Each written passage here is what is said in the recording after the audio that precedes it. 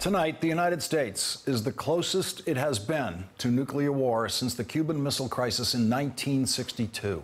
But in 1962, no one was worried about the mental stability of the President of the United States. No one was worried about the President's reckless impulsiveness. No one was worried about the President's childish need to prove himself. No one was worried that the President might not realize the seriousness of the situation. President John F. Kennedy defeated Adlai Stevenson in the run for the Democratic nomination in 1960, and then he appointed Stevenson ambassador to the United Nations. Ambassador Stevenson was every bit as wise and steady as President Kennedy during the Cuban Missile Crisis, when Ambassador Stevenson proved his case in the United Nations that the Soviet Union had placed missiles in Cuba capable of launching a devastating nuclear attack on the United States. At the end of the new spur road, there are 7 1,000-mile missile trailers. There are 4 launcher erector mechanisms for placing these trailers in erect firing position. This missile is a mobile weapon which can be moved rapidly from one place to another. It is identical with the 1,000-mile missiles which have been displayed in Moscow parades. Then Adlai Stevenson spoke directly to the Soviet ambassador with the whole world watching, knowing that we were on the brink of nuclear war. As to the authenticity of the photographs which Mr. Zorin has spoken about with such scorn, I wonder if the Soviet Union would ask its Cuban colleague to permit a United Nations team to go to these sites. If so, I can assure you we can direct them to the proper places very quickly. And now I hope that we can get down to business, that we can stop this sparring. We know the facts, and so do you, sir. And we are ready to talk about them. Our job here isn't to score debating points. Our job, Mr. Zorin, is to save the peace. And if you are ready to try, we are. And so they saved the peace. Russia removed those missiles from Cuba. Our job here is not to score debating points, said Adlai Stevenson. Every serious ambassador to the United Nations has always known that. What was Donald Trump trying to do today by calling the leader of North Korea Rocket Man? That is the Trump version of scoring a debating point. You saw it in the Republican presidential debates when he called his opponents names. That's how some children think you win fights. Lying Ted, Little Marco, Crooked Hillary, and now Rocket Man.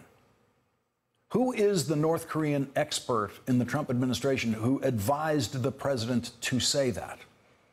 North Korea does not have a nuclear weapon that can reach the United States. When Adlai Stevenson was staring down the Soviet Union in the United Nations, Russian nuclear weapons were 90 miles away in Cuba, enough to destroy the United States. And Adlai Stevenson did not call the Russian ambassador names. He called him Mr. Zorin. Mr. Zorin and Nikita Khrushchev's government posed a much deadlier threat to the United States on that day than North Korea does now. But that did not provoke the President of the United States or the United Nations ambassador to call their adversaries names.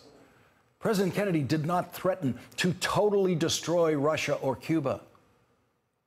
North Korea is a country of 25 million people. To, as President Trump put it today, totally destroy North Korea is to kill 25 million people, and that is a war crime.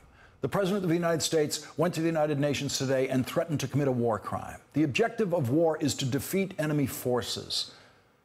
There are 1 million people in the North Korean military. Donald Trump did not threaten to defeat the North Korean military today. He did not threaten to kill Kim Jong-un today and the North Korean leadership. He threatened to destroy North Korea.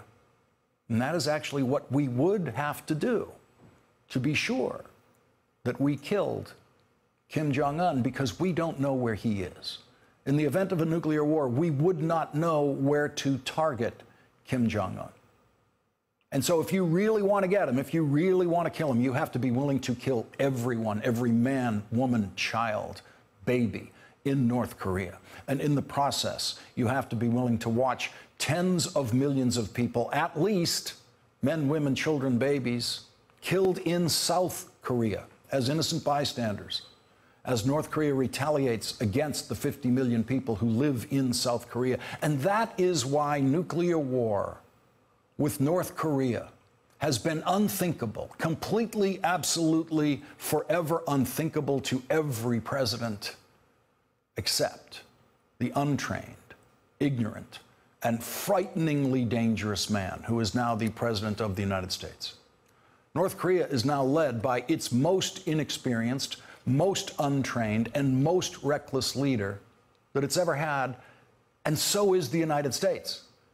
Donald Trump does not have Adlai Stevenson at the United Nations. He does not have a Secretary of State or anyone working near him with enough influence over him to make him understand what a President of the United States is supposed to sound like in a situation like this.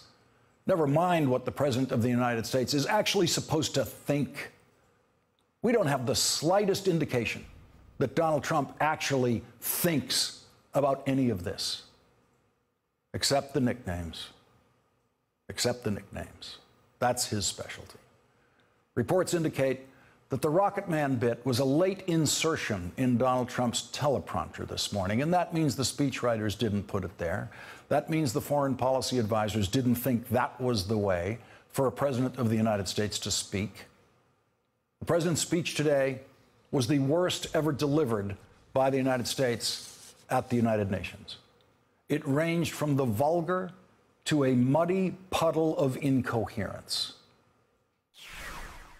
As President of the United States, I will always put America first. Just like you, as the leaders of your countries, will always and should always put your countries first. The whole point of the United Nations is there will come moments where we will ask other countries to make accommodations to the world and to other countries, and sometimes their neighbors. In other words, moments where we will ask them not to put their countries first above all else. Donald Trump spent most of the rest of his speech talking about the countries who he firmly believes should never, ever put their countries first. Countries like North Korea and, of course, Iran. The Iranian government masks a corrupt dictatorship behind the false guise of a democracy. The Iran deal was one of the worst and most one-sided transactions the United States has ever entered into. Frankly, that deal is an embarrassment to the United States, and I don't think you've heard the last of it, believe me. And so the lesson for North Korea at the United Nations today was there is no such thing as a nuclear deal with the United States. Donald Trump is threatening to pull out of the deal that Iran made, in which Iran agrees not to develop nuclear weapons. Exactly what the United States wanted Iran to agree to. Exactly what the United States would like North Korea to agree to. The alternative to war is diplomacy, negotiation. Why would anyone in the North Korean regime believe today that it is possible to negotiate their way out of this confrontation with the United States? Iran tried to do that, and look what's happened to them. The President of the United States continues to threaten Iran every day and threaten to break its deal with Iran. Our job here is not to score debating points, so said our United Nations ambassador 55 years ago. And tonight, 55 years later, we have a President of the United States who seems to think that his job, his only job, in press conferences or on Twitter or at the General Assembly of the United Nations is nothing but to score debating points. Hey there, I'm Chris Hayes from MSNBC. Thanks for watching MSNBC on YouTube. If you want to keep up to date with the videos we're putting out, you can click subscribe just below me or click over on this list to see lots of other great videos.